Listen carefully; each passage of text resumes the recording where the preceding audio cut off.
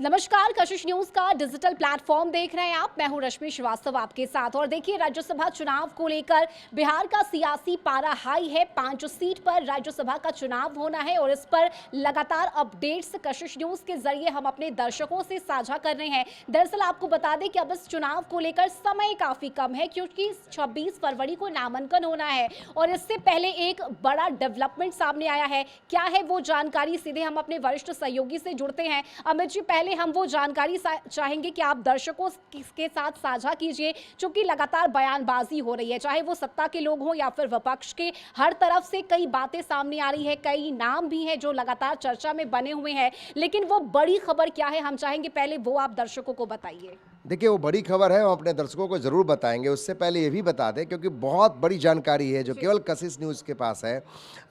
वो अंदर की खबर, हम थोड़ा सा इंतज़ार आप कीजिए, लेकिन हम आपको ये बता रहे हैं कि जिस तरीके से कौतूहल मचा है वो 5वें सीट के लिए मचा हुआ है। इससे पहले भी हम लोग जानकारी दे चुके हैं कि भाई कौन कौन से चेहरे हो सकते हैं, लेकिन जो 5वां सीट है वो किसके पाले में जाएगा। तो आरजेडी यानी कि जो विपक्ष का एक कुनबा है वो भी अपनी तैयारी कर रहा है, और दूसरी तरफ एनडीए भी नहीं चाहती है कि वो 5वां सीट जो है वो विपक्ष के हाथ में चला जाए। तो सवाल ये है कि आखिर वो 5वें सीट के लिए जो रस्साकसी चल रही है, तो कौन सा उम्मीदवार और कैसे ये सेटिंग गेटिंग होगा, इस बात की जानकारी आरजेडी के विश्वस्त सूत्र हैं।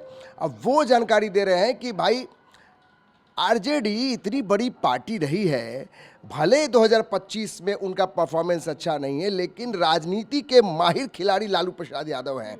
तो जो जानकारी मिल रही है कि लालू प्रसाद यादव एंड पूरी टीम इस बात के लिए लगी हुई है कि कैसे अपने उम्मीदवार की पक्की सीट की जाए। ये एक अहम जानकारी कशिश न्यूज़ दे रही है।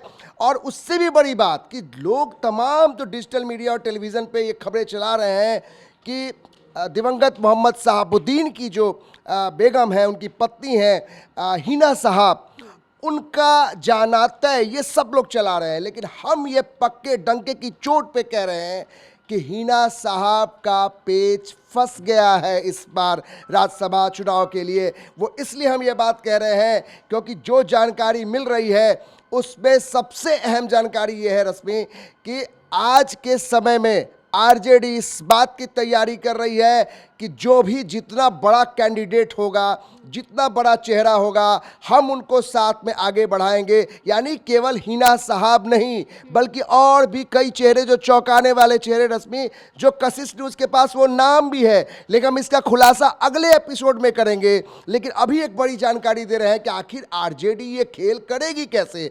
आंकड़ा पूरा नहीं है, लेकिन हमारे पास जो सोर्स है कि 41 का जो जादुई फिगर है वो कैसे आरजेडी कवर करेगी, इसको हम पूरा आगे के, आप जब बातचीत करेंगे तो आगे की बात बताएंगे। लेकिन जो जानकारी और भी आशुतोष जी, राजीव जी देने वाले हैं, पहले उनसे आप बात कर लीजिए, क्योंकि अब अंदर की इस पे हम कहेंगे जो आप जानकारी दे रहे हैं ये सही जानकारी है।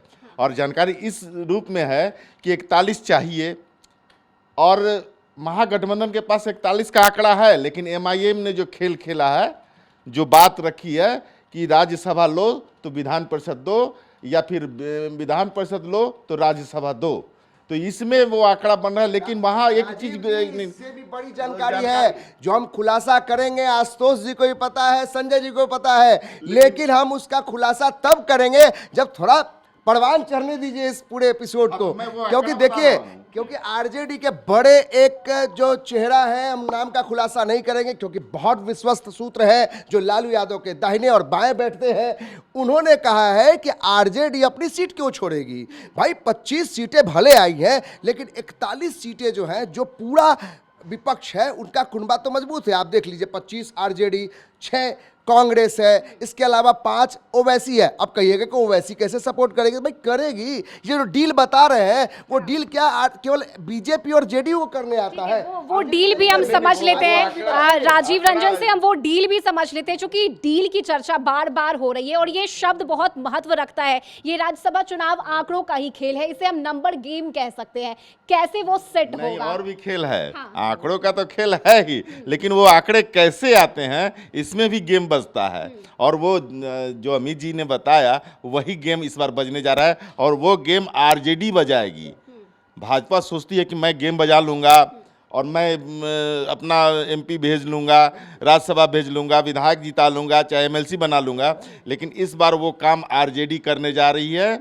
और ये अमित जी का सोर्स जो है एकदम सही कह रहा है। दो ऐसे चीज़ हैं, एक तो आईपी गुप्ता जो कि आईआईपी हो गए, और एक सतीश यादव बीएसपी हो गए रामगढ़ से।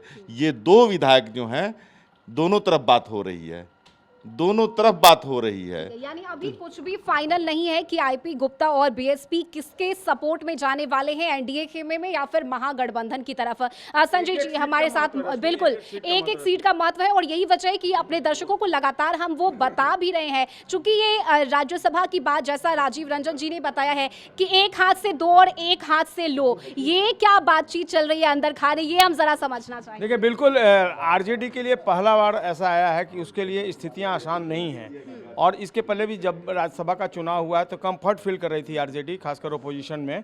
लेकिन इस बार परिस्थितियां बदली हुई हैं, चूंकि खुद आरजेडी तरस गई विधायकों को लेकर, मात्र 25 सीटों पर सिमट गई है वो। तो एक एक वोट का महत्व है। और बीएसपी, आईपी गुप्ता तो को चलिए कन्विंस कर लेंगे, लेकिन पूछ लीजिए कांग्रेस बता, अच्छा बता। तो बीएसपी का भी अहम रोल होगा। एक एक सीट, 41 सीट, ये सभी इंटैक्ट होंगे तभी हो पाएगा। ऐसे में आईपी गुप्ता को अगर आरजेडी कन्विंस भी कर लेती है तो फिर जो ओबीसी की पार्टी है 5 सीट, 1 सीट फिर ये बहुजन समाज पार्टी है, इसको कन्विंस करना और इसको अपने पाले में लाना एक बड़ी चुनौती है। हालांकि जो अंदरूनी सूत्र हैं वो बता रहे हैं कि आरजेडी काफ़ी कंफर्ट है और उसको पता है कि आरजेडी का ही कैंडिडेट 5वीं सीट पर जीतेगा। आरजेडी गेम करने जा रही है फिर से एमआईएम में, क्या नहीं, ऐसा कुछ है क्या? अगर कुछ है तो वो, चूंकि एमआईएम में गेम आरजेडी पिछली बार कर चुकी है 2020 के चुनाव में। हाँ, पर्दे के ऊपर कुछ और बात होती है, पर्दे के अंदर कुछ और बात होती है। इन बयानों से आप मतलब मत लगा लीजिए कि ओवैसी जो है वो अपोज करने जा रहे हैं आरजेडी का। आप देख लीजिएगा, चुनाव का वक्त नजदीक आने दीजिए। आरजेडी तो हो सकता है ना ओवैसी जी को कि जो 2020 वाला जो हुआ था कांड, जो तेजस्वी 2022 वाला, तो तेजस्वी यादव ने जो एक बड़ा, मैंने कह सकते हैं कि मास्टर स्ट्रोक था कि भाई पूरा ओवैसी एमआईएम के जो तमाम विधायक, एक छोड़कर प्रदेश अध्यक्ष को छोड़कर सभी लोग उनमें समाहित हो गए थे।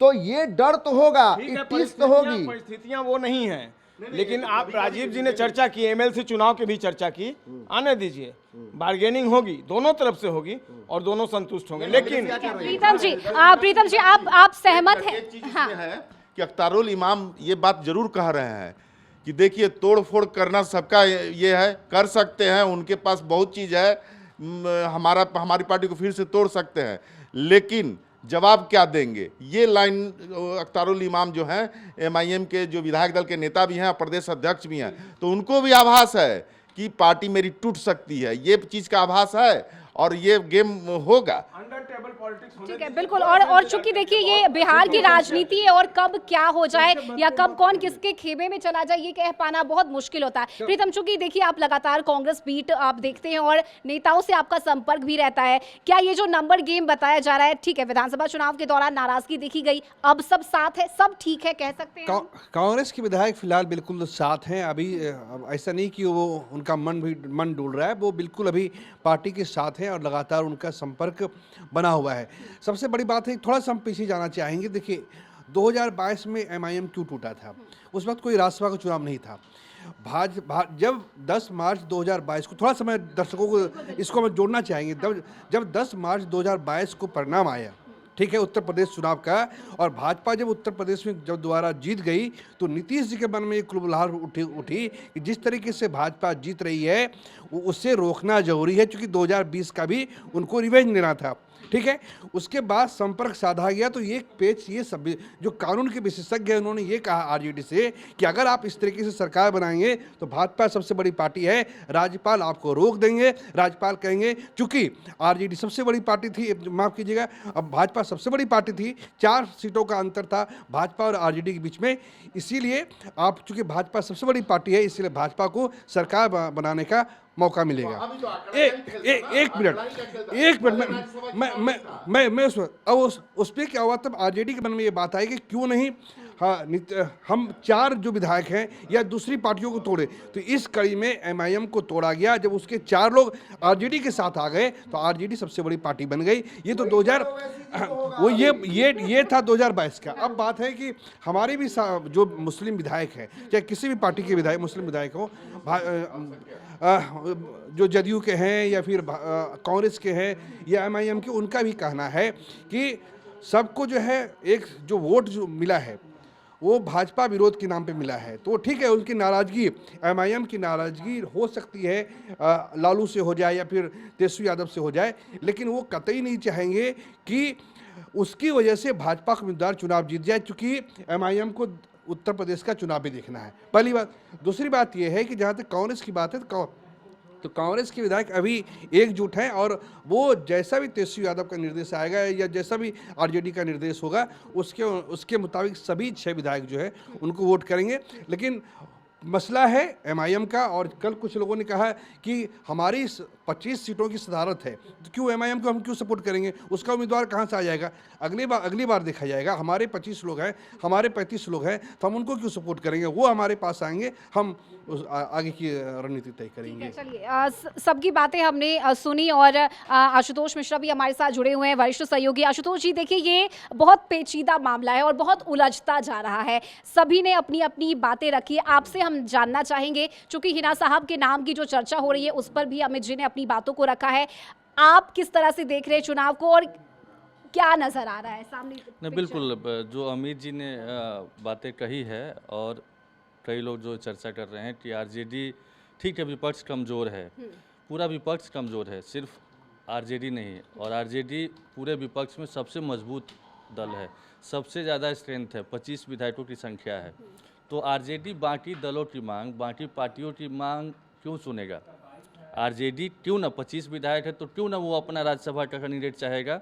और यही चीज़ें चल रही है। आपको याद होगा कि महागठबंधन में या इंडिया अलायंस में तमाम जो घटक दल हैं उन्होंने बहुत मतलब प्रयास किया, बहुत प्रेशर पॉलिटिक्स की कि किसी तरीके से ज़्यादा सीटें दी जाए, लेकिन अंतिम वक्त में जब नतीजे सामने आए तो आरजेडी की ही चली, यानी तेजस्वी यादव की ही चली।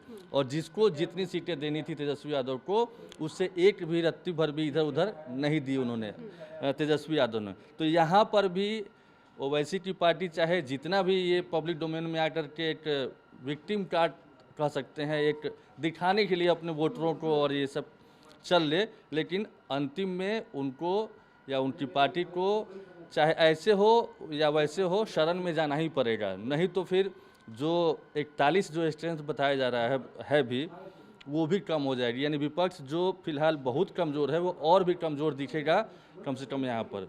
रही बात जो एक लाइन इन्होंने बताई, कल परसों से इनफैक्ट भाई वीरेंद्र के बयान आने के बाद से ये चर्चा शुरू हो गई कि हिना साहब और हिना साहब के नाम पर ओवैसी की पार्टी समर्थन दे ही देगी। और इसमें गलत भी नहीं है, इसका आधार भी है। चूँकि लोकसभा चुनाव में जब हिना साहब निर्दलीय चुनाव लड़ रही थी तब ओवैसी की पार्टी ने समर्थन भी दिया था।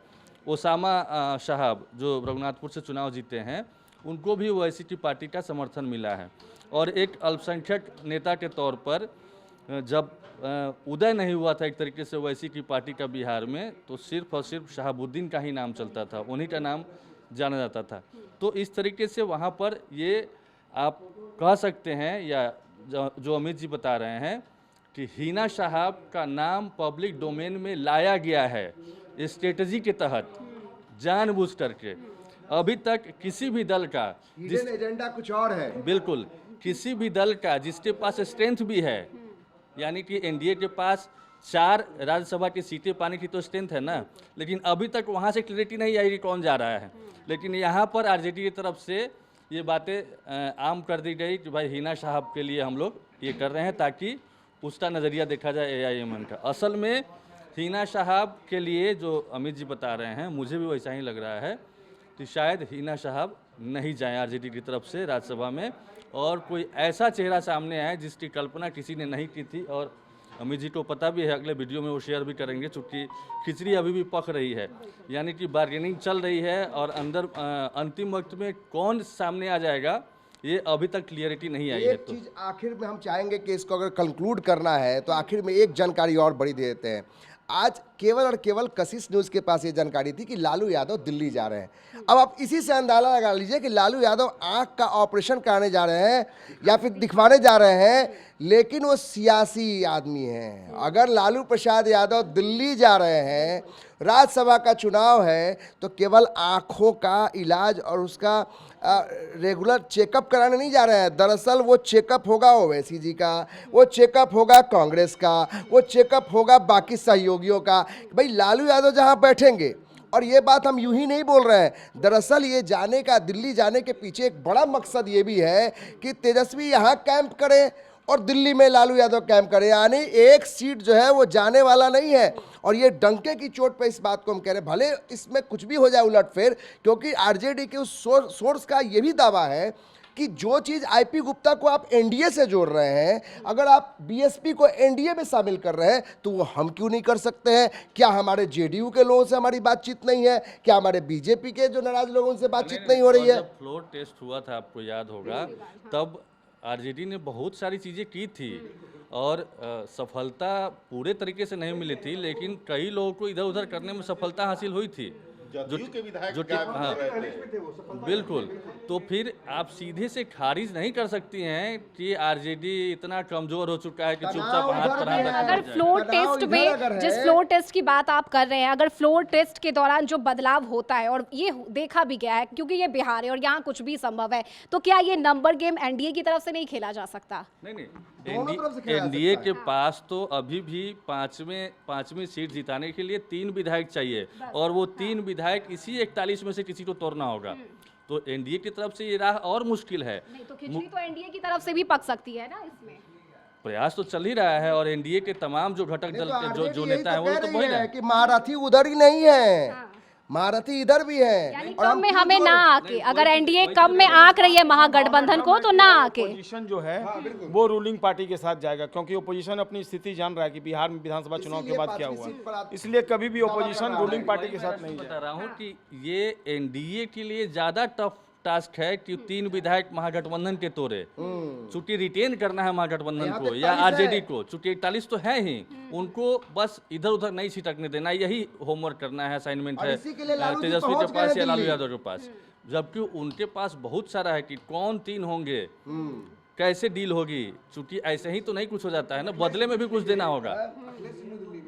तो ये लोग कह देता है आसानी से कि बीजेपी ऐसा करती आई है या दिखता आया है तो यहाँ भी हो जाएगा, लेकिन ये भी सोचना चाहिए कि इतनी तमाम विषम परिस्थितियों के बावजूद फ्लोर टेस्ट में क्या हुआ था, और आरजेडी या विपक्ष कमज़ोर है, इस बात से आप इनकार कर सकते हैं कि कितना वोट मिला है इस बार भी, तो उसका वोट का परसेंटेज तो है, बिल्कुल है, उसमें है। आंकड़े या सदन में स्ट्रेंथ चाहे जो दिख जाए, लेकिन फैक्ट ये भी है कि समर्थक हैं और बाकी चीज़ें भी है, उसके अनुकूल भी है। तो कुल मिलाकर के विपक्ष अगर 5वीं सीट जीत लेता है तो आश्चर्य नहीं करना चाहिए। हाँ, हिना साहब के नाम पर सस्पेंस बना हुआ है, जैसा कि क्लियरिटी आ रही थी कि हिना साहब भी जाएंगी, ये अभी तक नहीं है। यानी ये फिलहाल अभी सस्पेंस ही है हिना साहब के नाम। बस आखिर में हम इसको ख़त्म करना चाहेंगे, ये भी फरवरी 2026 है, वो फरवरी 2024 था। हम लोग को याद है जब हम लोग बिहार विधानसभा के अंदर और बाहर खड़े थे, तो आखिरी विधायक को, जो जदयू का विधायक था, उसे नवादा बॉर्डर से लाया गया था, डॉक्टर संजीव, जिन्होंने बाद में पाला बदला। तो आरजेडी को इतने हल्के में नहीं ले सकते हैं। अब जो भी होगा मजेदार होगा। अखिलेश सिंह कांग्रेस के जो अध्यक्ष है, पूर्व प्रदेश अध्यक्ष, वो खुद दिल्ली में है। ठीक है, यानी कुल मिलाकर अगर देखा जाए तो विधायकों को बचाकर रखना भी जरूरी है महागठबंधन के लिए, और वो 41 का आंकड़ा भी पहुंचना होगा ताकि वो 5वीं सीट पर अपना कब्जा जमाया जाए। फिलहाल देखिए, इस वीडियो में हमने आपको ये जरूर बता दिया है कि हिना साहब के नाम की जो चर्चा हो रही है उस पर अभी भी सस्पेंस बरकरार है, और अगली बार जब हम चर्चा में जुड़ेंगे तो कई और खुलासे भी हम करेंगे। हमारे तमाम वरिष्ठ सहयोगी हमारे साथ जुड़ेंगे और उस वीडियो में भी कई रहस्य से हम पर्दा उठाएंगे। तो लगातार राज्यसभा चुनाव की पल पल की अपडेट और जानकारी जानने के लिए आप कशिश न्यूज़ के साथ बने रहिए। नमस्कार।